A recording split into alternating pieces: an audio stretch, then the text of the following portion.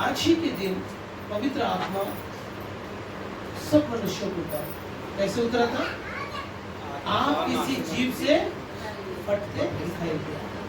तो इसके पीछे बाइबल में उन्होंने कुछ बातों को पहले से ही मेंशन किया था।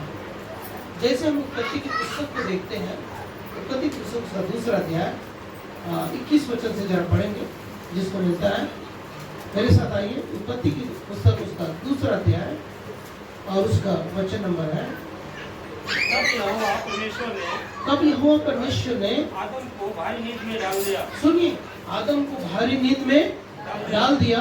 और जब वो सो गया तब उसने उसकी एक पसली निकालकर उसकी जगह मांस भर दिया। और यहोवा परमेश्वर ने उस पसली को जो उसने आदम में से निकाली थी स्त्री बना दिया और उसको आदम के पास ले आया। हालेलुया। और 23 वचन। तब आदम ने कहा, अब यह मेरी हड्डियों में की हड्डी और मेरे मांस में की मांस है, इसलिए इसका नाम नारी होगा, क्योंकि यह नर में से निकाली गई है। जोर से बोले हालेलुया, प्रभु के नाम की। इससे पहले जब हम यमुना का सुसमाचार उसका 20 अध्याय उसका 22 वचन को पढ़ते हैं, जरा ये वचन को एक लाइन पढ़ लेते हैं। Book of John chapter 20 versus 22।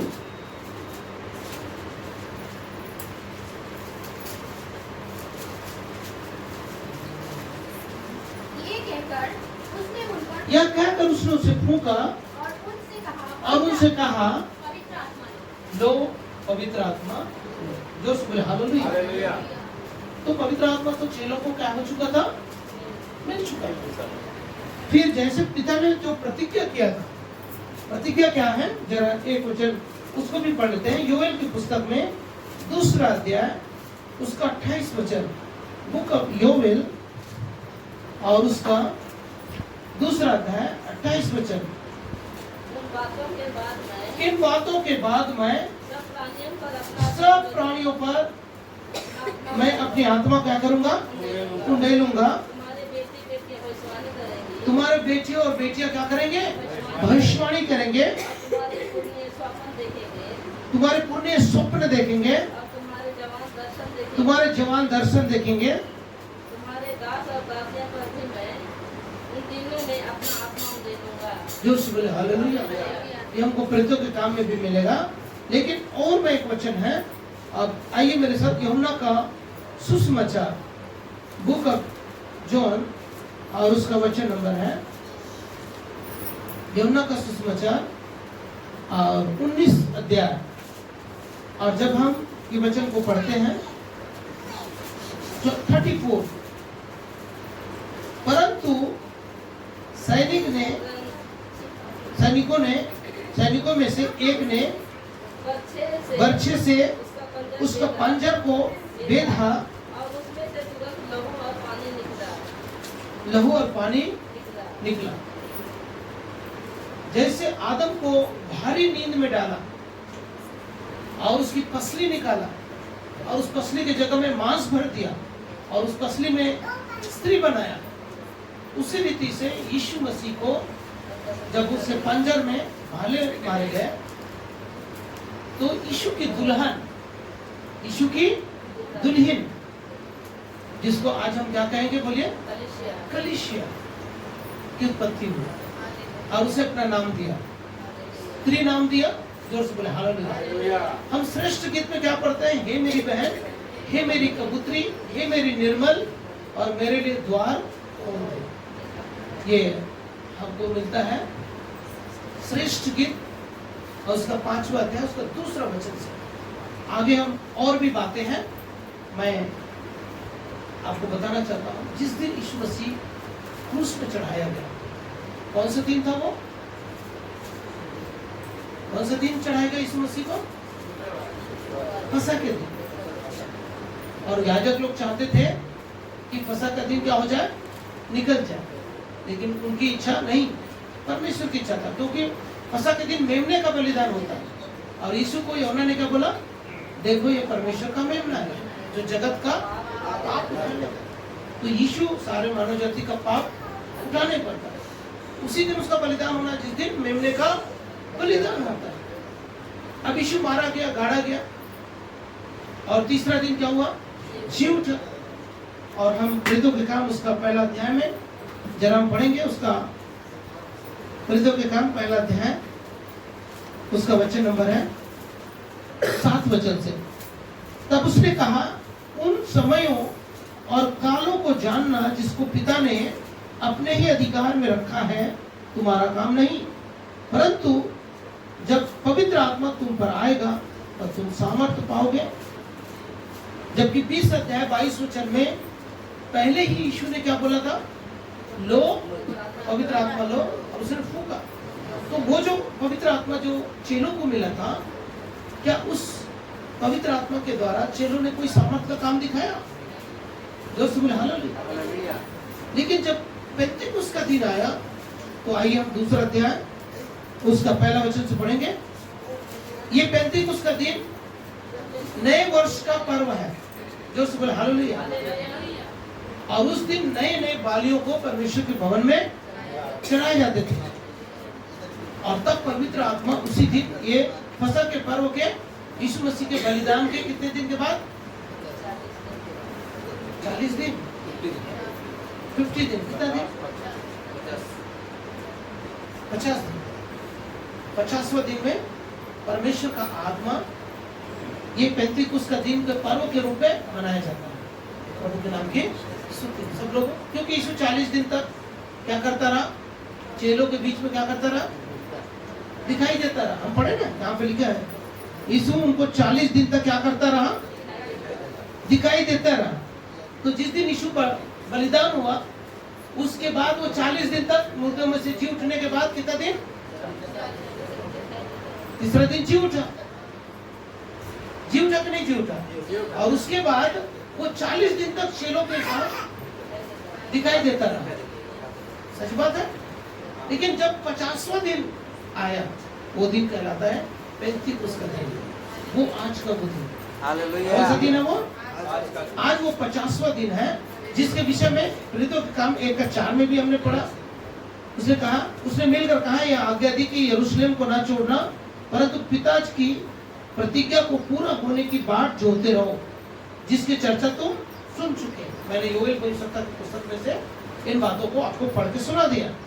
लेकिन जब इस चेलों के साथ प्रभु बात कर रहा है, और सारे यहूदिया, सामरिया और पृथ्वी के छोर तक मेरे गवाह होंगे, यह कहकर, क्या लिखा है? यह कहकर उनके देखते देखते ऊपर उठा लिया गया, वो स्वर्ग में उठा लिया गया, और बादलों ने उसे आंखों से छिपा लिया। अब उनकी आंखों से क्या कर लिया? छिपा लिया। उसके जाते समय जब ये आकाश की ओर ताक उसके जाते समय जब ये आकाश की ओर ताक रहे थे, तो देखो 2 पुरुष श्वेत वस्त्र पहने हुए उनके पास आ खड़ा हुए, और उनसे कहा, हे गलीलियों, हे गलीलियों, पुरुषों, तुम क्यों खड़े आकाश की ओर देख रहे हो? यही यीशु जो तुम्हारे पास से स्वर्ग पर उठा लिया गया है, जिस रीति से तुमने उसे स्वर्ग को जाते देखा है, उसी रीति से वो फिर आएगा। लेकिन प्रतिज्ञा पूरी कब करेगा? 50वां दिन, पेंतीकुस्त का दिन, नए वर्ष के दिन जब स्टार्ट होगा, ये वो आज दिन है, पेंतीकुस्त का दिन के नाम से जाने जाता है। और इस दिन पवित्र आत्मा कैसे उतरा था, जरा देखेंगे। पवित्र आत्मा जब पेंतीकुस्त का दिन आया, तो वे सब एक जगह पे इकट्ठे थे, और एकाएक आकाश से बड़ी आंधी किसी सनसनाहट का शब्द हुआ, और सारा घर जहां वो बैठे थे गूंज गया, और उन्हें आग किसी जीभ से फटते दिखाई दी, और हर एक के ऊपर आ चली। तब वे सब पवित्र आत्मा से भर गए, और जिस प्रकार आत्मा ने उन्हें बोलने की सामर्थ्य दी, सब अन्य भाषा बोलने लगे। जो बोले हालेलुया। ये आज के दिन का इतिहास है। कितने लोग आज के दिन के बारे में मालूम था? पहले से जिसको मालूम था हाथ उठा के बताइए। जोर से बोले हालेलुया। बाकी लोगों को मालूम नहीं था, क्यों नहीं था? गिनती नहीं कर रहे, मालूम नहीं है। जो से बोले हालेलुया। हमें मालूम रहना चाहिए। बार बार हम ऐसे पर्वों के बारे में क्यों बताते हैं? क्योंकि आपको मालूम रहना चाहिए प्रभु के नाम की। आइए मैं आपको एक बहुत महत्वपूर्ण संदेश में आपको ले चलता हूँ। मैं कोशिश करूंगा 40 मिनट के अंदर संदेश को खत्म करूं। मेरे साथ आइए लूका का सुसमाचार उसका 3रा अध्याय, लूक चैप्टर 3 वर्सेस 8, 3रा अध्याय और उसका 8वां वचन। अतः मन फिराव के युग फल लाओ। सुनिए ध्यान से, अतः मन फिराव के योग्य फल लाओ और अपने मन में यह न सोचो कि हमारा पिता अब्राहम है। हमारा पिता कौन है? अब्राहम है। अब्राहम है। क्योंकि मैं तुमसे कहता हूँ कि परमेश्वर इन पत्थरों से अब्राहम के लिए संतान उत्पन्न कर सकता है। जोर से बोले हालेलुया। हालेलुया। और आगे जरा पढ़ेंगे। तब कुल्हाड़ा पेड़ों की जड़ पर तब कुल्हाड़ा पेड़ों के जड़ पर धरा है। धरा है। इसीलिए जो जो पेड़ अच्छा फल नहीं लाता, सुनिए, जो पेड़ अच्छा फल नहीं लाता है वह कांटा और आग वह कांटा और आग में में झोंका जाता है। झोंका जाता है। तब लोगों ने उससे पूछा, तो हम क्या करें? उसने उन्हें उत्तर दिया, जिसके पास 2 कुत्ते हो वह बस अभी हमारा विषय है मन फिराव के योग्य फल लाना। मन फिराना, मन फिराने का सीधा अर्थ क्या है? जो से बोले हालेलुया। जो काम हम कर रहे थे, अब हम वो काम नहीं कर रहे, ये ना। जिस मार्ग में हम जा रहे थे उस मार्ग में ना जाके जस्ट उसका अपोजिट हो जाना। यदि झूठ बोलते थे, अब हम क्या बोलेंगे? विलोम शब्द सबको पता है। झूठ का क्या होगा? चोरी का हम चोरी नहीं करेंगे, सही है ना? और यदि इस मार्ग में हम जब चलते हैं, कौन से मार्ग में, तब आपको मुझको मन फिराना पड़ेगा। और मन फिराने का सही अर्थ क्या है? मन फिराने का और मन फिराव के योग्य हमें फल भी लाना है। और जो अच्छा फल नहीं लाता है वो कांटा और आग में झोंका जाता है। जोर से बोले हालेलुया। और मेरे साथ एक और वचन है, सिर्फ मत्ती का सुसमाचार 3:11, मैथ्यू चैप्टर 3 वर्सेस 11। मैं तो पानी से तुम्हें मन फिराव का बपतिस्मा देता हूँ। सुनिए, यूहन्ना क्या बोल रहा है? मैं तो पानी से तुम्हें मन फिराव का बपतिस्मा देता हूँ, परंतु जो मेरे बाद आने वाला है वह मुझसे शक्तिशाली है। मैं उसके जूते उठाने के योग्य भी नहीं हूँ। वह तुम्हें पवित्र आत्मा और आग से बपतिस्मा देगा। वह तुम्हें पवित्र आत्मा और आग से, बपतिस्मा देगा। जिसकी हमने अभी पेंतीकोस्त के दिन पवित्र आत्मा चेलों के ऊपर क्या हुआ? 120 लोगों पर उतरा। कितने लोगों पर? जब यीशु बादलों में जा रहे थे तो कितने लोग थे? ये भी पता नहीं है, बताना पड़ेगा। जब यीशु बादलों में उठा लिए जा रहे थे, 40 दिन तक चेलों के साथ रहा, तो वो झुंड में कितने लोग थे? मालूम है तो बोलिए, कितने लोग थे? 500 लोगों के बीच में यीशु बादलों में उठा लिया गया। कितने लोगों के बीच में से? और जब यीशु ने यह आज्ञा दिया कि यरूशलेम को मत छोड़ना, जब पेंतीकोस्त का दिन आया, सिर्फ 50 दिन ही गुजरे थे। उतने ही दिनों में अभी 120 लोग बचे हैं और बाकी कितने लोग चले गए? 380 लोग क्या हो गए? बैकस्लाइड हो गए। यीशु उस चमत्कार को भी भूल गए। सुन रहे मेरी बात को ध्यान से? 500 लोगों में से बीच में से यीशु बादलों पर क्या कर लिया गया? उठा लिया गया। 500 लोगों को यीशु ने दिखाई दिया 40 दिन तक, लेकिन बचे कितने? 120। और 120 लोगों पर पवित्र आत्मा क्या किया? उनको ये आज्ञा दिया था कि यरूशलेम को ना छोड़ना जब तक मेरे पिता की प्रतिज्ञा पूरी ना हो जाए। और वे लोग जो यीशु पर आशा लगाए थे, वे लोग यीशु का क्या कर रहे थे? इंतजार कर रहे थे, और उनको फल मिला। पवित्र आत्मा का फल, पवित्र आत्मा का दान मिला। जो से बोले हालेलुया। अभी पवित्र आत्मा जिनको मिला है, तो पवित्र आत्मा का फल भी होना चाहिए। हमने इसके बारे में बहुत बार प्रचार कर चुके हैं। पवित्र आत्मा का दान मिला है तो वरदान और वरदान होना चाहिए। चंगाई का वरदान होना चाहिए, भविष्यवाणी का वरदान होना चाहिए, सामर्थ्य के काम होना चाहिए, बुद्धि और ज्ञान का वरदान होना चाहिए, आत्माओं को परखने का वरदान होना चाहिए, अन्य भाषा और उसके अर्थ बताने का, सारे वरदान हमारे जीवन में क्या करना, काम करना। जोर से बोले हालेलुया। आप समझ रहे हैं? जब मन फिराएंगे, कौन से काम? मसीह में आने से पहले, पवित्र आत्मा पाने से पहले, बपतिस्मा लेने से पहले जो भी हम काम कर रहे थे उससे हमको क्या करना, मन फिराना। सिर्फ मन फिराना है तो उसमें दो चीज होना चाहिए। पहला तो विश्वास होना। पहला क्या होना? विश्वास होना। सिर्फ विश्वास से काम चल जाएगा? नहीं। बोलिए, सिर्फ विश्वास से काम चल जाएगा? नहीं। विश्वास तो सारी दुनिया करता है। तो मरकुस 16:16 में क्या लिखा? जो विश्वास करे और बपतिस्मा ले उसका उद्धार हो जाएगा। और क्या लिखा है आगे? जो विश्वास करे, बपतिस्मा ले, उसी का क्या हो जाएगा? उद्धार हो जाएगा। और उसके अंदर ये चिन्ह होंगे। कौन कौन से चिन्ह बताया है? वे तो दुष्ट आत्मा को निकालेंगे, प्राणनाशक वस्तु पी जाएंगे तो भी कोई हानि, वे सांपों को क्या कर लेंगे, बीमारों के ऊपर हाथ रखेंगे और वे क्या हो जाएंगे। ये सब सामर्थ्य के काम है। ये कौन से दिन प्रभु ने प्रकट किया?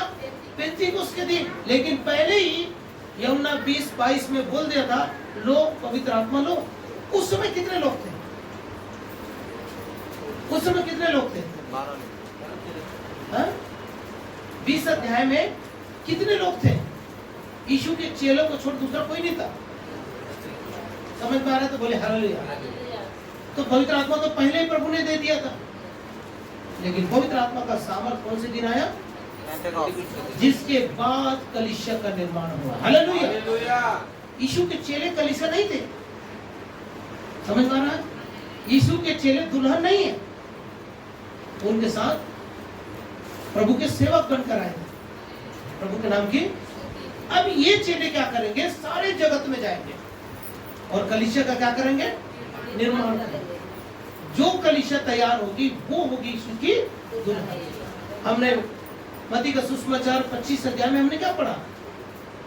जो कुंवारियां थी, 5 समझदार थे, 5 मूर्ख थे। समझदार कुंवारियां और मूर्ख कुंवारियां कौन है? ये सब लोग प्रभु के सेवक लोग हैं। किसको तैयार कर रहे हैं? दुल्हन को। कैसे तैयार कर रहे हैं? विवाह से सब लोग गुजरे ना। दुल्हन को कैसे तैयार किया जाता है? उनको नहलाई जाती है, मतलब बपतिस्मा। उनको नया वस्त्र पहनाया जाता है, पवित्र आत्मा का अभिषेक, नया वस्त्र, वही है ना, उद्धार का वस्त्र। बपतिस्मा के द्वारा उसको उद्धार का वस्त्र पहनाया जाता।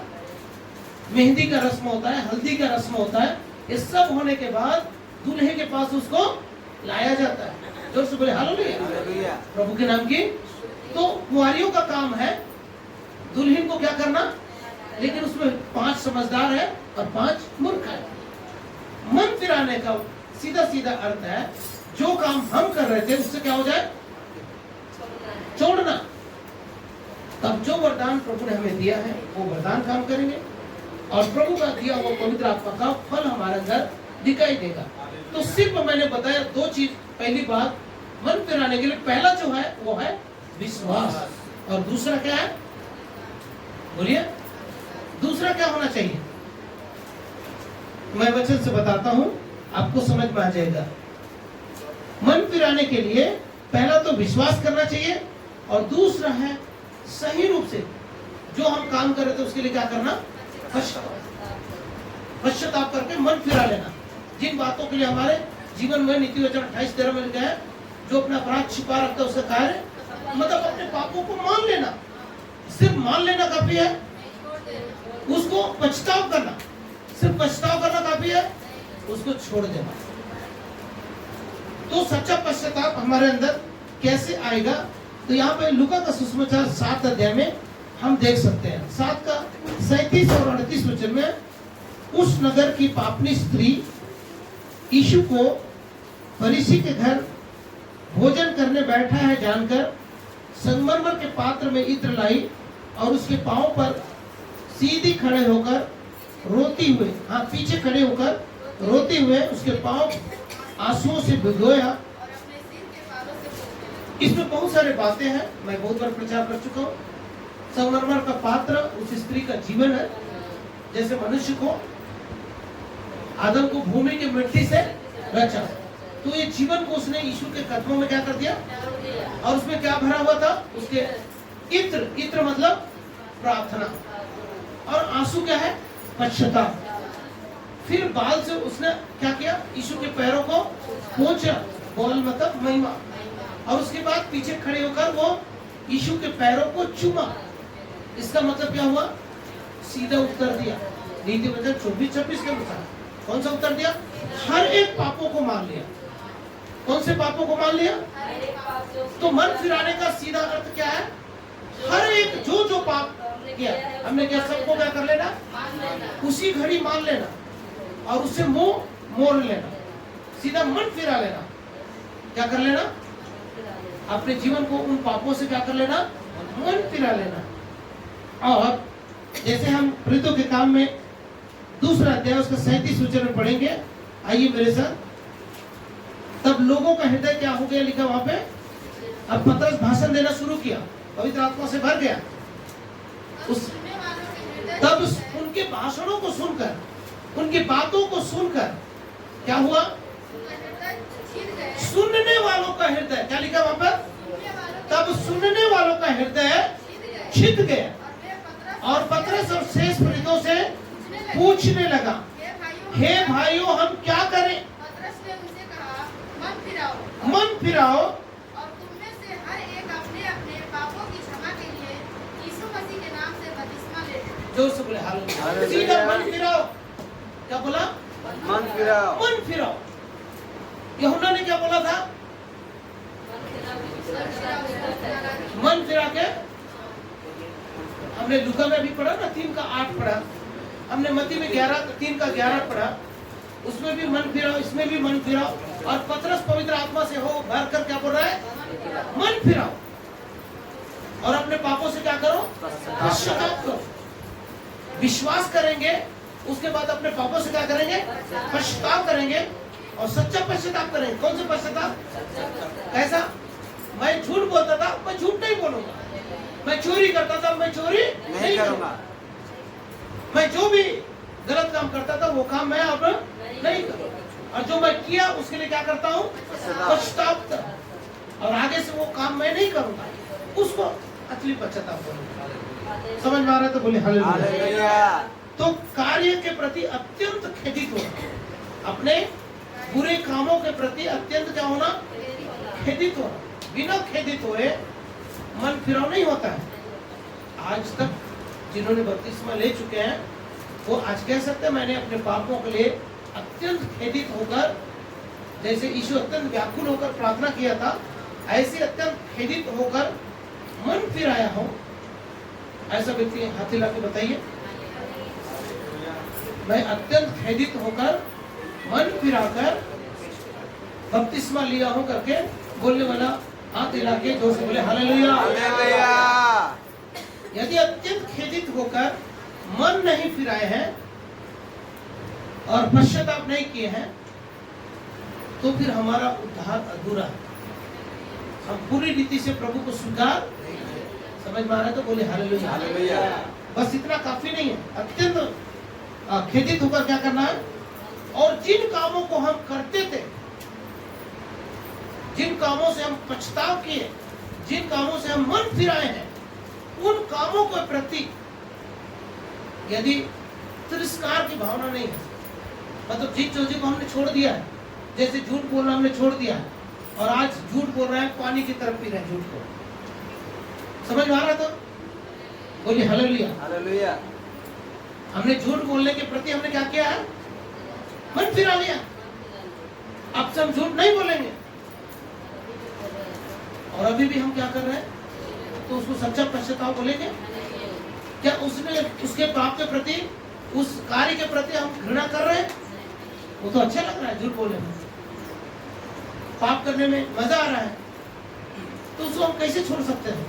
नशा करने में आनंद आ रहा है जैसे पहले आता था, बपतिस्मा ले लिए, फिर से वही आनंद थोड़ा समय के लिए वो उन नशाओं को, उन झूठ को, उन पापों को फिर से कर रहे हैं। तो इन बातों को क्या पश्चाताप बोलेंगे? तो पहली बात हमने क्या देखा?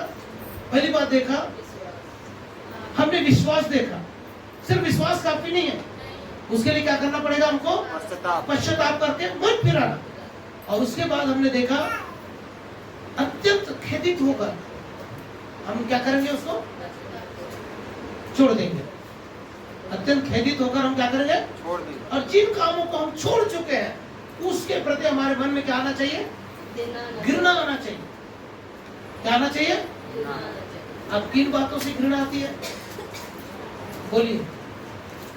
कोई आपकी निंदा कर रहा है और बड़े चाव के साथ सुन रहे हैं अच्छा से, तो भाई तो पहले करते थे, निंदा करते थे, निंदा सुनते थे, और उस निंदा सुनने में और निंदा करने में बड़े मजा आ रहा है, तो उसको घृणा बोलेंगे? क्या बोलेंगे?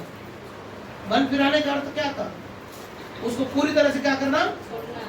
अत्यंत क्या करके?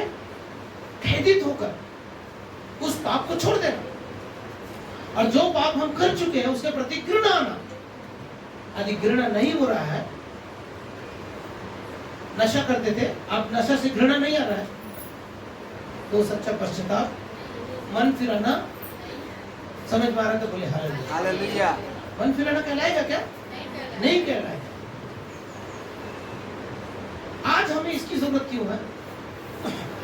आप बोलेंगे आज उस दिन आप प्रचार कर रहे हो, हम लोग मन फिरा चुके हैं, बपतिस्मा ले चुके हैं, पवित्र आत्मा का दान पा चुके हैं, और इतने सालों से हम प्रभु के पीछे पीछे चल रहे हैं, फिर आज हमें मन फिराव का संदेश आप क्यों प्रचार कर रहे हैं पास्टर? आप बोल सकते हैं। क्या उस दिन को याद कर सकते हैं जिस दिन हमने मन फिराकर प्रभु को ग्रहण किए थे? और उस दिन प्रभु के पास आते समय हम लोग क्या बोले थे कि अब मैं मन फिरा चुका हूँ, मैं सब पापों से तौबा कर चुका हूँ, अत्यंत इसके लिए मैं खेदित हूँ, और मैं उन पापों से अब मैं घृणा करता हूँ जिन पापों को मैं किया करता था। और आज के डेट में भी वही पाप जारी है, तो हमारा मन फिराव सच्चा नहीं है। फिर हमें कोई भी वो फल नहीं मिलने वाला। कौन सा? जिसके लिए यीशु ने क्या कहा था? मन फिराने के बाद बोला था जो जो पेड़ अच्छा फल नहीं लाता वो क्या किया जाएगा? काटा जाएगा और आग में झोंका जाएगा। जोर से बोले हालेलुया। यदि हम सबका मन फिराव हो चुका है अच्छी रीति से, तो हमारे साथ ये सब बातें होनी चाहिए। जोर से बोले हालेलुया। और इसके बाद छोड़ देना, सिर्फ छोड़ना काफी नहीं, कठोरता के साथ। जैसे कठोरता के साथ हमें निर्णय लेना। क्या लेना? आज के बाद मैं ये पाप फिर से कभी, ऐसा निर्णय लिए हैं और अभी तक उस निर्णय में कायम है, तो बोलिए हालेलुया।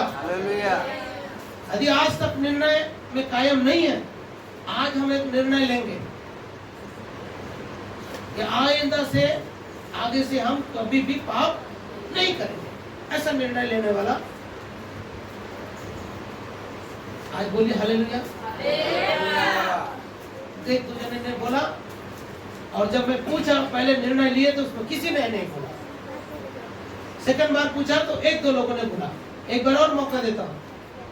हमने मन फिरा के पश्चाताप करके प्रभु को ग्रहण किए हैं, और उस निर्णय में हम पहले भी स्थिर थे, अभी भी हम स्थिर हैं।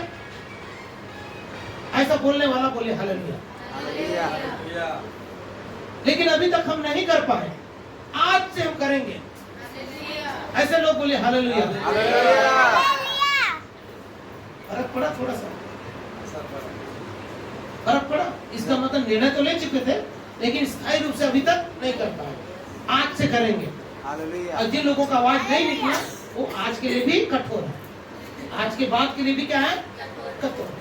तो कठोरता के साथ निर्णय लेंगे, तभी मन फिराव का सही अर्थ मालूम पड़ेगा। जोर से बोले हालेलुया। और क्या हम प्रभु के साथ आज्ञाकारिता के साथ चल पाएंगे? अभी हमने निर्णय लिया। हमने क्या लिया? निर्णय क्या लिए थे? हम कठोरता के साथ इसका पालन करेंगे, आगे चल पाएंगे। भाई जिस दिन हमने बपतिस्मा लिया था जिस दिन हमने मन फिराया था उस दिन से लेके आज तक तो ठीक से नहीं चल पाए, पर आगे चलने के विषय में कितने लोग सहमत है मेरे साथ? बोलिए हालेलुया। आगे चलने के लिए पूछ रहा हूं मैं। जिस दिन बपतिस्मा हुआ था, जिस दिन मन फिराए थे, उस दिन हमने निर्णय लिया था, पर आज तक नहीं चल पाए। आज हमने चलने का लिए क्या कर रहे हैं? निर्णय ले रहे हैं कठोरता के साथ। तो आगे चलेंगे भी, इसके लिए निर्णय लेने वाला आगे तक हम चलेंगे आखिरी समय तक। बोलिए हालेलुया। सभी बातें समझ में आ रही? नहीं समझ में आ रहा? अच्छी रीति से समझ पा रहे हैं? आगे बढ़ेंगे, संदेश में आगे बढ़ेंगे। मैं आपको एक वचन बताता हूं, उसके बाद हमको पता चलेगा। मत्ती का सुसमाचार उसका 12वां अध्याय, बुक ऑफ मैथ्यू उसका 12 अध्याय उसका 43 वचन 43। जब अशुद्ध आत्मा मनुष्य ध्यान से सुनिए। यदि हम सब ने तो निर्णय ले लिया है, क्या आगे से हम क्या करेंगे? जो मन फिराया है उसके बाद कठोरता के साथ इसका पालन करेंगे। पालन किए हैं, पालन करेंगे, आज से पालन करेंगे और आगे तक पालन करते रहेंगे।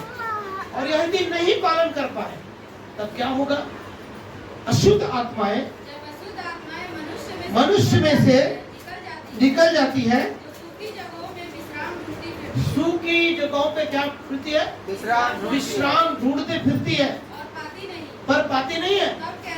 तब वो कहती है अपने उसी घर में जहाँ से वो निकली है लौट जाऊंगी, और लौट कर उसमें सुना सुना झाड़ा बुहारा सजा सजाया पाती है। तब वो जाकर अपने से और बुरी 7 आत्माओं को अपने साथ ले आती है। तब उस मनुष्य की दशा क्या हो जाती है?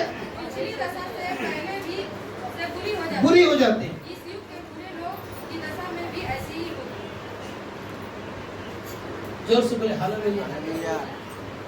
अब आपको मालूम पड़ गया कि ये मन फिराना कितना जरूरी है, और उसके बाद उसी मार्ग में चलना हमारे लिए कितना इम्पोर्टेंट है। समझ में आ गया तो बोले हालेलुया। यदि हम आगे तक नहीं चल पाएंगे तो जो शक्तियां जिन कार्यों के द्वारा हम पर हावी तक, जैसे झूठ बोलने वाली आत्मा, चोरी करने वाली आत्मा, पाप करने वाली आत्मा, ये झाड़ा बुहारा सजा सुजाया पाकर अपने से और 7 बुरी आत्माओं को, अपने से भी और 7 बुरी आत्माओं को ले आएगी और उसमें बैठकर क्या करेगी? वास करेगी। और तब उस मनुष्य की दशा पहले से और 7 गुना क्या हो जाएगी? बदतर हो जाएगी। सुनिए, मन फिरा लेना काफी नहीं है, कठोरता के साथ इसका क्या करेंगे? पालन करेंगे। और जिन कामों को हम पहले करते थे उससे हम क्या करेंगे? घृणा करेंगे, और आगे उसका क्या करते रहेंगे? पालन करते रहेंगे। और यदि हम पालन नहीं करेंगे तब हमारे साथ एक घटना घटेगी। तो जैसा हमारी पहले की दशा है उससे भी क्या हो जाएगी? हमारी दशा उससे भी 7 गुना क्या हो जाएगी? तो किस बात के लिए सहमत है आप? हमारी दशा पहले से 7 गुना बदतर हो? अच्छा होना, क्या होने के लिए? तो अच्छा होने के लिए क्या करना पड़ेगा?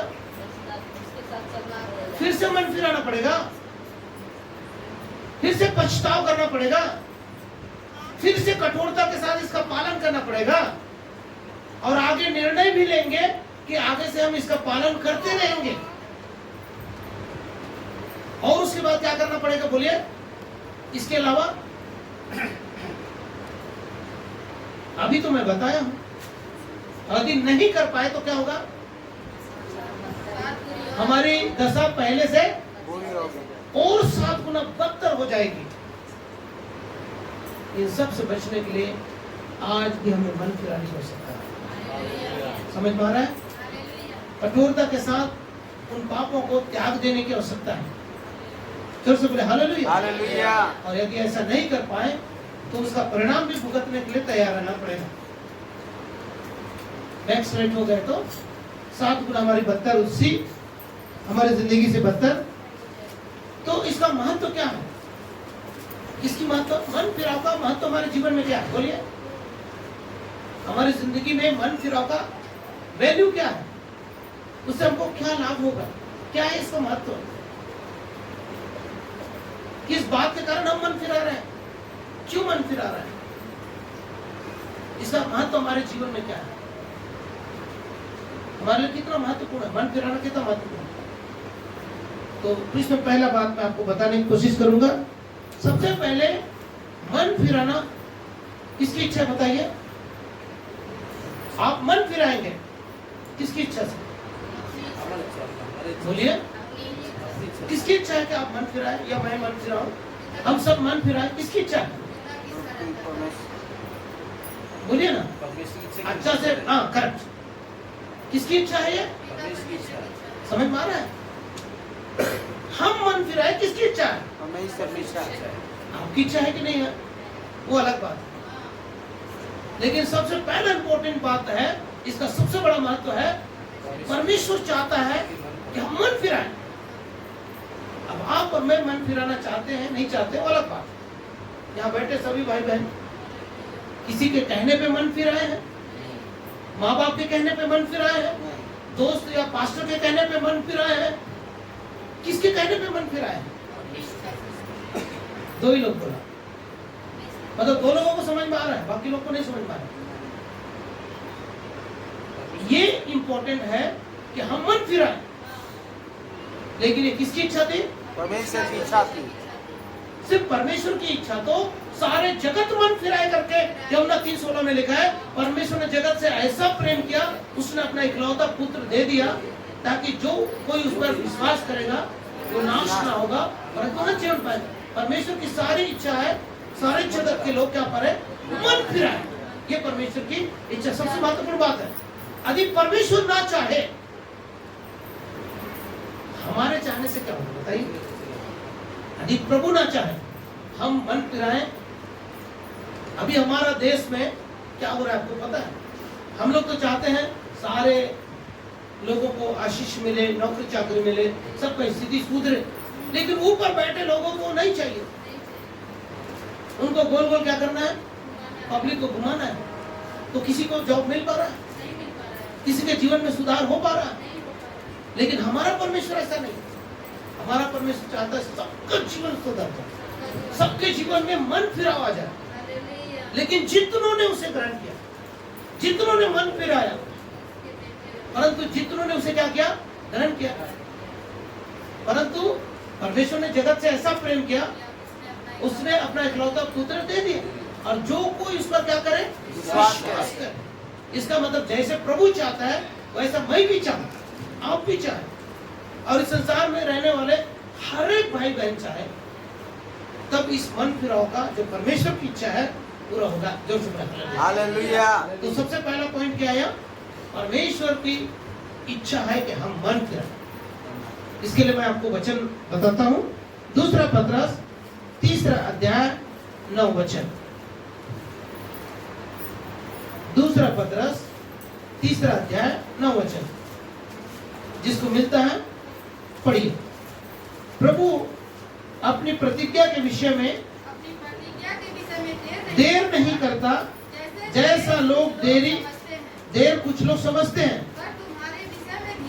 परंतु तुम्हारे विषय में धीरज धरता है, और नहीं चाहता कि कोई नष्ट हो। और परमेश्वर नहीं चाहता, इसलिए परमेश्वर की इच्छा है, ध्यान से सुनिए, कि हम मन फिराएं।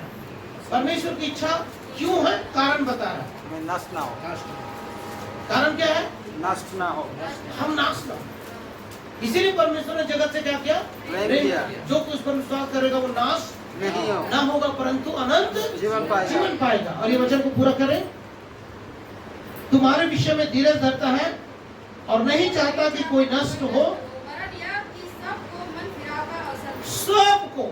इसीलिए ये इच्छा कौन कर सकता है? सबको मन फिराए करके इच्छा कौन कर सकता है? आपने ऐसा मन रखा है क्या परमेश्वर की जैसा कि ये तोरण गल्लू, बीबी नगर और अपना HST, शंकर हिल्स टाउन, सभी लोग और ये तोरण गल्लू के लोग क्या पाए? उद्धार पाए। ऐसी इच्छा रखें या मन फिराए करके इच्छा रखें? परमेश्वर ने तो सारे जगत के लिए अच्छा रखा है। आपके मन में, मेरे मन में ये इच्छा है क्या? कभी बाहर निकल के किसी को प्रचार किया? अपना गवाही बताए? बताइए, नहीं बताया तो जैसे आपने मन फिराया वैसे ही मन फिरा सके ऐसे अपनी गवाही, क्योंकि जब पवित्र आत्मा आएगा तो तुम क्या पाओगे? तो हमारे कहने पे कोई आने वाला नहीं है, लेकिन जब पवित्र आत्मा हम में होकर क्या करेगा? बातें करेगा, तब लोगों का हृदय क्या होगा? जैसे पतरस ने प्रचार किया, लोगों का हृदय छिद गया और एक ही दिन 3000 पुरुष, जोर से बोले हालेलुया। हालेलुया। ये पवित्र आत्मा का काम है, और पवित्र आत्मा का ही काम है आपके अंदर ये मन में डाले। और यहाँ बैठे हुए भाई बहन यदि बाहर जाके अपनी गवाही नहीं बता पा रहे, प्रचार नहीं कर पा रहे हैं, तो या तो अपना मन को कठोर कर लिया है प्रभु की आज्ञा को टालने के लिए, या फिर वो पवित्र आत्मा का अभिषेक पाया ही नहीं, या सही रीति से मन फिराया ही नहीं, अपना ही उद्धार नहीं कर पाया है, तो दूसरे का उद्धार नहीं कर सकता। वचन में लिखा है तू उद्धार पाए तो तेरा घराना उद्धार। जब हमारा ही उद्धार ना हो तो हम दूसरे का उद्धार कभी भी नहीं कर सकते। जोर से बोले हालेलुया। हालेलुया। तो पहली बात। दूसरी बात है ये हमें आज्ञा देता है कि क्या है? मन फिराने की हमें क्या देता है? अवसर देता है। इसके लिए मैं एक वचन आपको बताने की कोशिश करता हूँ। प्रेरितों का काम 17 अध्याय और उसका 30 वचन को देखिए मेरे साथ। प्रेरितों का काम 17 अध्याय उसका 30 वचन।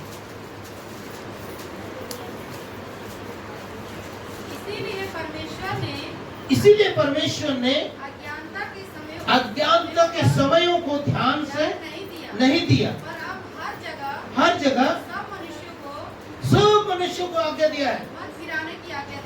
सुन रहे? ये परमेश्वर की आज्ञा है, सब मनुष्य क्या करे? लोग तो अपना ही आज्ञा नहीं पालन करते हैं, परमेश्वर की आज्ञा कहां से पालन करें? परमेश्वर ने क्या दिया है? आज्ञा दिया है कि सब मनुष्य क्या करे? मन फिराए।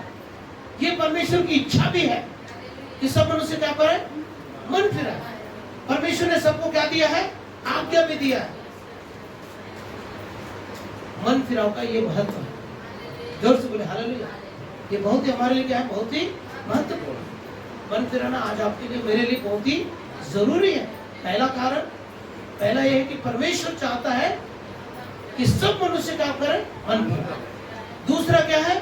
परमेश्वर ने आज्ञा दिया कि सब मनुष्य क्या करे? मन फिराए। और तीसरी बात मैं आपको बताना चाहता हूँ, मेरे साथ आइए। तीसरी बात लूका का सुसमाचार उसका 5वां अध्याय उसका 32 वचन को पढ़ेंगे।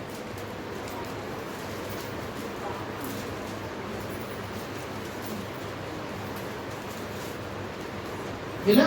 मैं धर्मियों को नहीं परंतु पापियों को सुनिए, मन फिराने के लिए बुलाने आया हूँ। सुनिए, मन फिराने के लिए सबको बुलाया। मन फिराने के लिए किन किन लोगों को मन फिराने की आवश्यकता है? किनको? और सारे जगत किसमें है?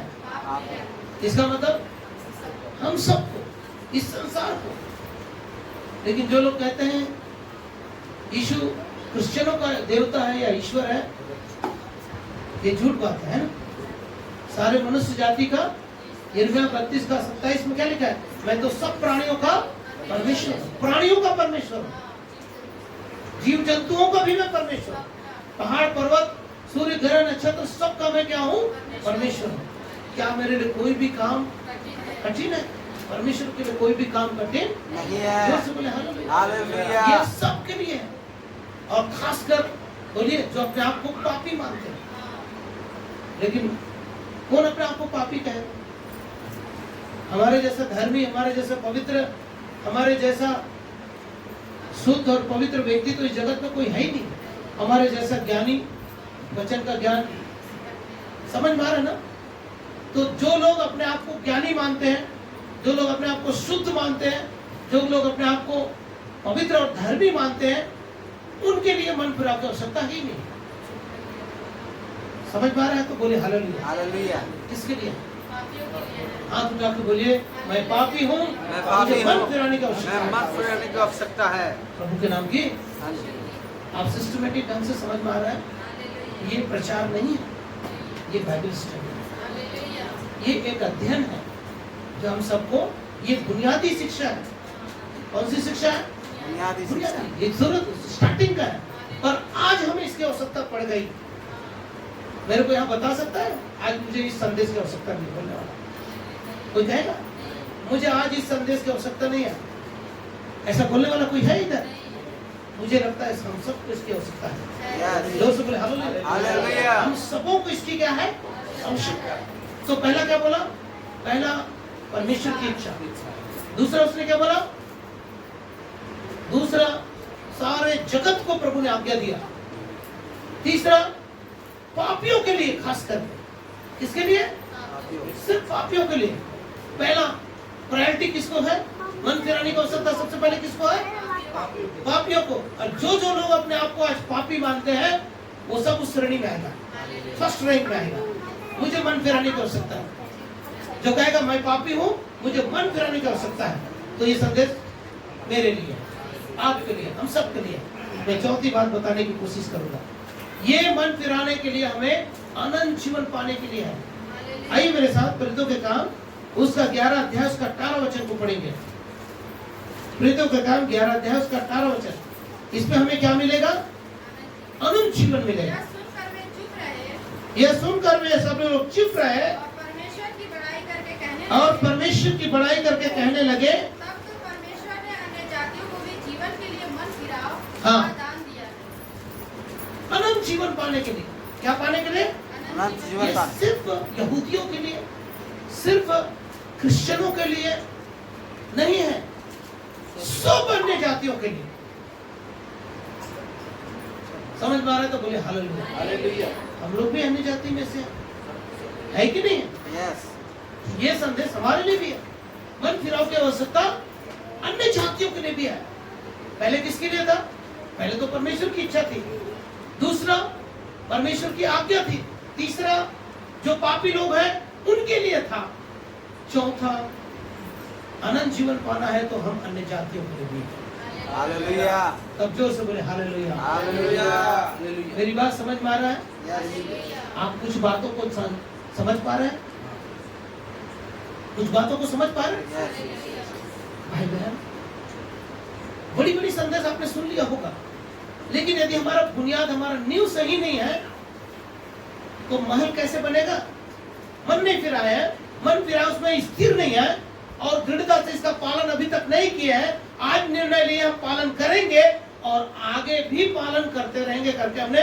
और जिन पापों को हम करते थे उससे हमें घृणा आना चाहिए, और अभी तक बल्कि नहीं आया था, नहीं आ रहा था। झूठ बोलने में मजा आ रहा था, चोरी करने में कोई फर्क नहीं पड़ता था।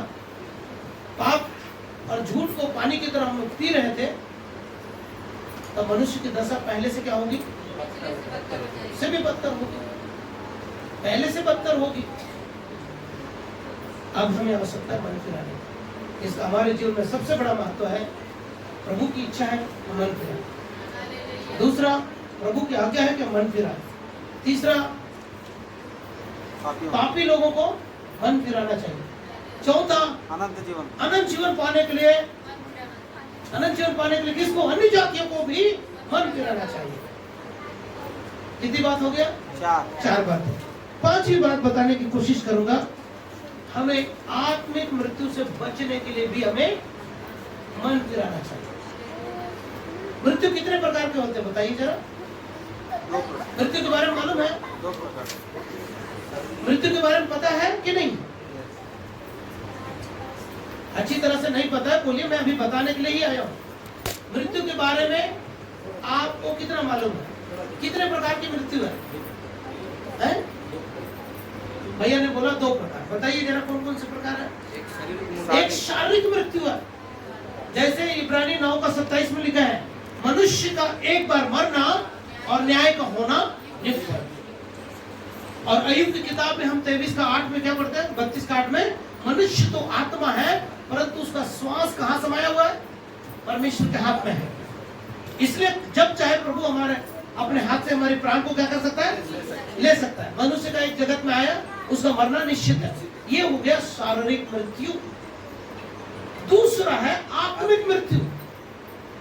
आत्मिक मृत्यु किसका हुआ? आदम का। कैसे हुआ आत्मिक मृत्यु? जब वो परमेश्वर से क्या हो गया? अपने आप को अलग कर लिया। कैसे अलग कर लिया? परमेश्वर के आज्ञा का उल्लंघन कर। तो परमेश्वर से दूर हो जाना ये आत्मिक मृत्यु है। एक और मृत्यु है, एक और मृत्यु है। मालूम है क्या वो कौन सा मृत्यु? अनंत मृत्यु। आदमी की आत्मा क्या होगा? मरता ही रहेगा, लेकिन अनंत काल तक मरता ही रहेगा। मतलब वो नरक की मृत्यु को कहा जाता है, जहां आग और गंधक की बारिश होती है, वहां पे वो मृत्यु में फेंक दिया जाएगा और अनंत काल तक वो क्या करता रहेगा? उसे अनंत काल की मृत्यु कहा जाता है। जोर से बोले हालेलुया। तो इस अनंत काल की मृत्यु से बचने के लिए हमें मन फिराने की आवश्यकता है। कौन सा पॉइंट हो गया यार? 5वीं पॉइंट। समझ में आ रहा है? मैं इसके लिए वचन आपको बताने की कोशिश करूंगा। लूका का सुसमाचार में आइए 13 अध्याय उसका 3रा वचन को।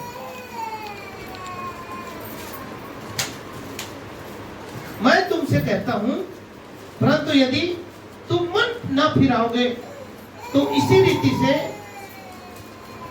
अनंत काल के लिए क्या कर दिए जाओगे? नष्ट कर दिए जाओगे। कौन सी मृत्यु है यह? अनंत काल की मृत्यु से बचने के लिए हमें मन फिराने की आवश्यकता है। ये मन फिराने का सबसे बड़ा महत्वपूर्ण बात है। जोर से बोले हालेलुया। मेरी बात समझ में आ रहा है? समझ में आ रहा है? हम तीनों मृत्यु से कैसे बच सकते हैं? मन फिरा। और मन फिराने के लिए हमको किसकी आवश्यकता पड़ेगी? विश्वास और विश्वास की आवश्यकता पड़ेगी और सच्चा पश्चाताप, दृढ़ता के साथ पश्चाताप। सिर्फ पश्चाताप करने से काम बन जाएगा? नहीं बनेगा। उसको दृढ़ता के साथ क्या कर देना है? त्याग देना है। और जो काम हम किए थे उससे हमको क्या आना चाहिए? घृणा होना चाहिए। यदि हमसे उन कामों को जो पहले करते थे आज घृणा नहीं आएगा तो हम उसी पाप में लिप्त रहेंगे।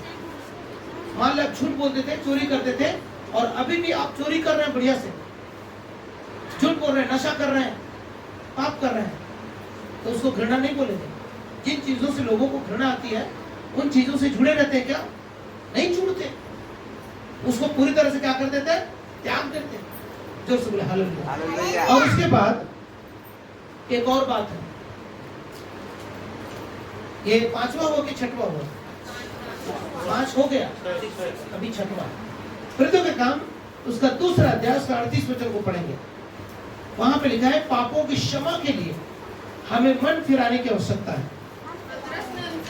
पतरस ने उनसे कहा मन फिराओ और हर एक अपने अपने पापों की क्षमा के लिए यीशु मसीह के नाम से बपतिस्मा। सुनिए, मन फिराने से हमें पापों की क्षमा मिलेगी।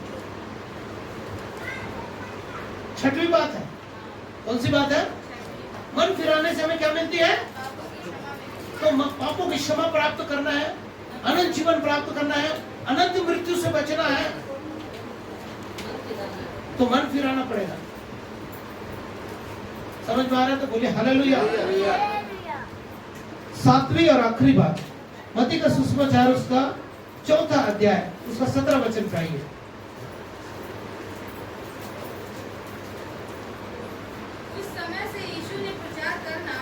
उस समय से यीशु ने प्रचार करना और यह कहना आरंभ किया, मन फिराओ क्योंकि स्वर्ग का राज निकट आया है।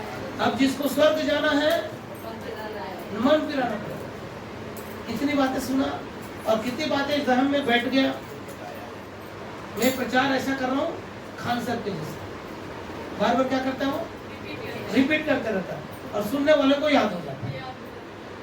मैं ब्लड के बारे में पूरा सुना, पूरा मुझे याद आ गया। मैं आज मन फिराओ के बारे में ऐसा प्रचार कर रहा हूँ, ऐसा शिक्षा दे रहा हूँ कि मन फिराओ आपके जहन में क्या होना चाहिए? क्यों मन फिराना है, कैसे मन फिराना है, किस लिए मन फिराना है, सारी बातें मैं बार बार रिपीट इसलिए कर रहा हूँ। स्वर्ग राज्य जाना है, मन फिराना। पापों की क्षमा प्राप्त करना है, मन फिराना। अनंत मृत्यु से बचना है, मन फिराना। और बोलिए अनंत जीवन पाना है, मन फिराना है। परमेश्वर की इच्छा है, मन फिराना। परमेश्वर की आज्ञा है, मन फिराना। परमेश्वर ने पापियों को मन फिरा का अवसर दिया। जो अपने आप को कहता मैं पापी हूँ, मन फिराना। अन्य जाति है मन फिराना। 7 बातें एकदम से हमें याद आ गया, कभी नहीं भूलेंगे। घर जाने के बाद 90% भूल जाता है। और जोसेफ भाई का धन्यवाद याद कराने के लिए। अब कितने लोग याद करते होंगे मुझे नहीं मालूम, लेकिन YouTube में आपको ये संदेश मिल जाएगा। जोसेफ बोले हालेलुया। उसके बाद मैं आपको कुछ बातें और बताकर संदेश को खत्म करूंगा। तो मेरे साथ है, 5 मिनट में समय है मेरे पास। रोमियो की पत्री उसका 2 अध्याय उसका 4 वचन। कारण बताएंगे। क्या बताएंगे इसका कारण? रोमियो 2:4 पढ़िए। क्या तू हाँ, उसकी कृपा और सहनशीलता और धीरज क्या उसकी कृपा और दया और सहनशीलता का और धीरज रूपी धन का तुच्छ जानता है? तुच्छ जानता है? क्या यह नहीं समझता क्या तू ये नहीं समझता? कि परमेश्वर की कृपा तुझे मन फिराव को सिखाती है? इस कारण से परमेश्वर की कृपा हमें क्या सिखाती है? मन फिराव सिखाती है। पर तू अपनी कठोरता और बस परमेश्वर की क्या है, लिखा है, क्या यह नहीं समझता कि परमेश्वर की कृपा तुझे मन फिराव सिखाती है? इस कारण से हमें मन फिराना। परमेश्वर हमें क्या करता है? मन फिराने के लिए सिखाता है। जोर से बोले हालेलुया। प्रभु हमें सिखाता है, हमें सीखना चाहिए। लेकिन बहुत लोग हैं जो सीखना नहीं चाहते। ये इस कारण से हमें मन फिराना चाहिए। प्रभु हमें सिखाता है। मन फिराने के लिए क्या करता है? सिखाता है। कैसे मन फिराना है, कब मन फिराना है, किसके द्वारा मन फिराना है, वो सारी बातों, ये हमारा सबसे बड़ा कारण है कि प्रभु हमें मन फिराने के लिए सिखाता है। इस कारण से हम मन फिराते हैं। जोर से बोले हालेलुया। प्रभु कोई भी बात को हवा में बोलने वाला नहीं है। उसका रीजन है, कारण है। उसका ये क्या है? आपका मन फिराना है, तो प्रभु हमें सिखाता है मन फिराने के। इस कारण से हमें मन फिराना चाहिए। अन्य जातियों के पास क्यों शिक्षा नहीं है? मैं YouTube में एक संदेश को सुन रहा था। एक बहुत ज्ञानी पुरुष बोल रहा था, मस्जिद में जाओ तो नमाज पढ़ने के लिए जगह रहता है, चर्च में जाओ तो चर्च में लोगों को बैठने और शिक्षा पाने के लिए जगह रहता है, परंतु कुछ ऐसी जगह है जहां पर कुछ नहीं रहता। क्या उसे सिखाया जा सकता है? हमारे पास बैठने की जगह है, हालेलुया। हमारे पास सीखने और सिखाने का जगह है। भाई बहन, आप मेरी बात समझ रहे हो तो बोलिए हालेलुया। सही है ना?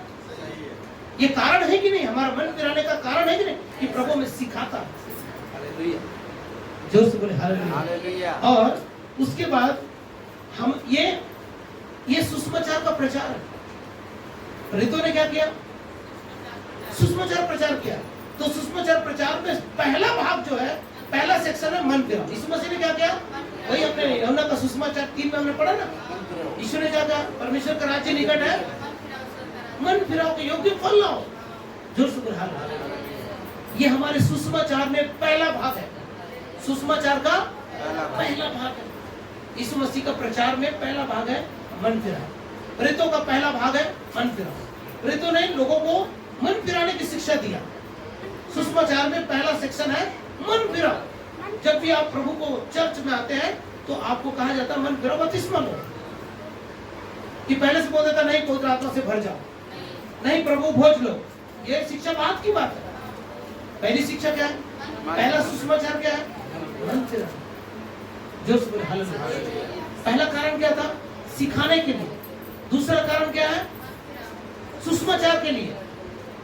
सुसमाचार का एक रीजन है जिसके कारण हमको मन फिराना है। मन फिराव के लिए सुसमाचार, पहला सुसमाचार, जो भी सुसमाचार प्रचार करेगा किसी नए व्यक्ति के पास, उसे मन फिराव का सुसमाचार सुनाएगा। जोर से बोले हालेलुया। तो पहला सिखाने के लिए, दूसरा कारण है सुसमाचार के लिए, और तीसरा कारण है परमेश्वर की बुलाहट। आइए मैं आपको एक वचन बताता हूं। मत्ती का सुसमाचार 9 अध्याय उसका 13 वचन को देखेंगे।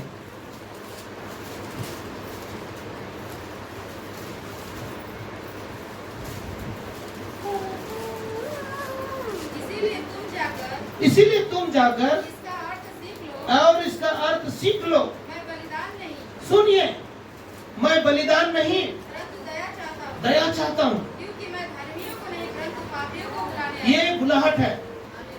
प्रभु पापियों को क्या करता है? बुलाता है। मन फिराने के लिए बुलाता है। जोर से बोले हालेलुया। हालेलुया। ये परमेश्वर की क्या है? बुलाहट है। और जिसके जीवन में बुलाहट नहीं है, प्रभु की इच्छा है सारा जगत उद्धार पाए। सही है, सारा जगत क्या पाए?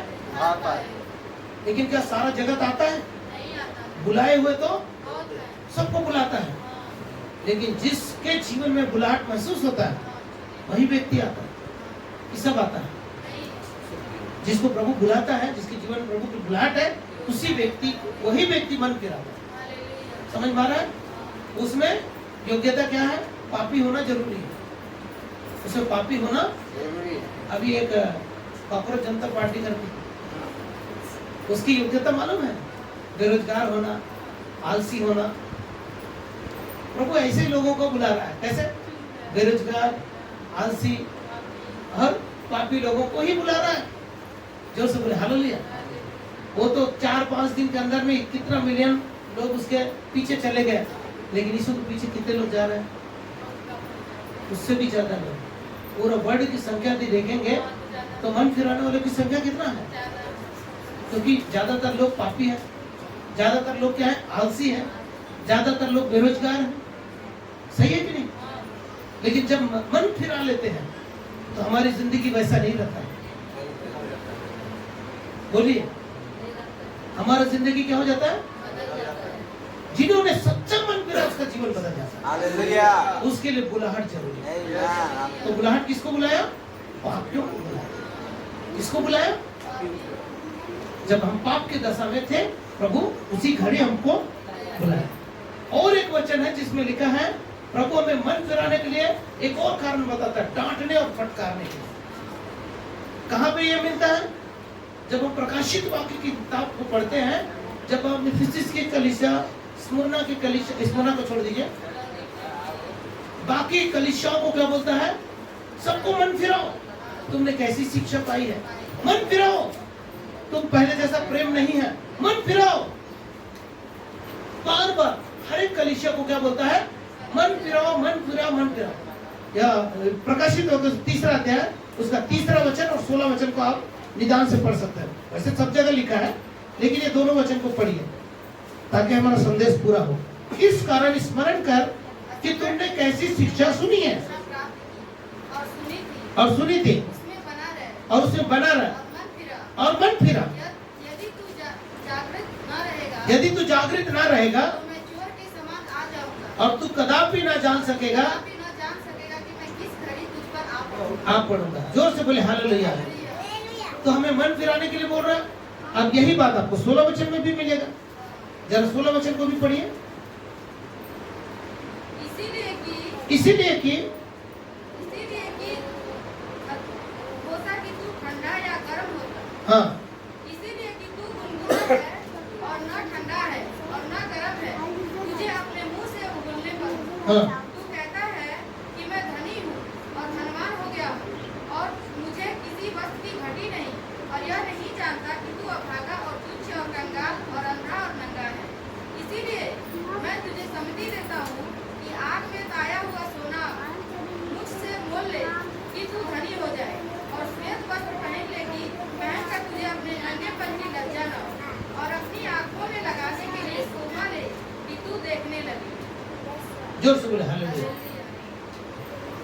तू कहता मुझे कोई बात की घटी नहीं है, तू कहता मैं धनवान हो गया हूं, लेकिन मैं तुझे मुंह से उगलने पर हूं। जोर से बोले हालेलुया। क्या कर रहा है प्रभु? उसमें डांट रहा है। पहले जैसा तू प्रेम नहीं करता है, डांट रहा है, फटकार लगा रहा है। तो मन फिराने का एक और कारण है कि प्रभु में डांटता और ताड़ना देता है, प्रेम भी करता है। जोर से बोले हालेलुया। जो पिता अपने पुत्र से क्या करता है? प्रेम करता है, उसी को डांटता, फटकारता है। ये सबसे बड़ा कारण है कि मन फिराएंगे तो प्रभु में डांटेगा और फटकार लगाएगा। पहले जैसा तू प्रेम कर, पहले जैसे तू काम कर, चेक कर, तुझे कैसी शिक्षा मिली है, तू कैसे जीवन बिताया, अब कैसे जीवन बिता रहा है। तू तो इतना मार्क्स लेके आता था, अभी तेरे को क्या हो गया। क्या अच्छे माँ बाप अपने बच्चों को ये बोलते कि नहीं बोलते? बोलते ना। तो डांटने के लिए है कि नहीं है? डांटने और शिक्षा के लिए हमारे लाभदायक है। जोर से बोले हालेलुया। प्रभु के नाम की आखिरी वचन को पढ़ के हम संदेश को खत्म करेंगे। लूका का सुसमाचार 17 अध्याय उसका 3रा वचन, ये संदेश का आखिरी संदेश, आखिरी वचन। सचेत रहो, तेरा भाई अपराध करे तो उसे समझा दे, और यदि वो पछताए तो उसे क्या कर दे, क्षमा कर। प्रभु भी हमें जब पछताते हैं, मन फिराते हैं और क्षमा मांगते हैं तो हमें क्या कर लेता है, क्षमा कर देता है। प्रभु के नाम की स्तुति। लेकिन लास्ट ईश्वरी शोक के लिए 2 कुरिन्थी उसका 7वां अध्याय उसका 10वां वचन में लिखा है, 2 कुरिन्थी 7:10। ईश्वरी शोक उत्पन्न होता है। क्या होता है? परमेश्वर भक्ति का शोक ऐसा पश्चाताप उत्पन्न करता है जिसका परिणाम उद्धार है। और फिर उससे पछताना नहीं पड़ता, हाँ। परंतु सांसारिक शोक मृत्यु उत्पन्न करता है। यहाँ पर जो ईश्वरी शोक है, ईश्वरी शोक के लिए भी हमें मन फिराना चाहिए। जोर से बोले हालेलुया। परमेश्वर की ओर से हमें शोक उत्पन्न होता है कि मैं कैसे पापी मनुष्य हूँ। और जब तक पवित्र आत्मा आपको इसको कायल न करे, तो आज पेंतीकोस्त के दिन जिस दिन भाई बहनों को पवित्र आत्मा छुआ है, जिन जिनके जीवन में पवित्र आत्मा का अभिषेक है, क्या उनके अंदर ये पश्चाताप की भावना है? बोलिए हालेलुया। हालेलुया। प्रभु के नाम की इस वचन के द्वारा प्रभु हम सबको आशीष दें। आइए हम सब लोग खड़ा होंगे और एक स्तुति गाएं।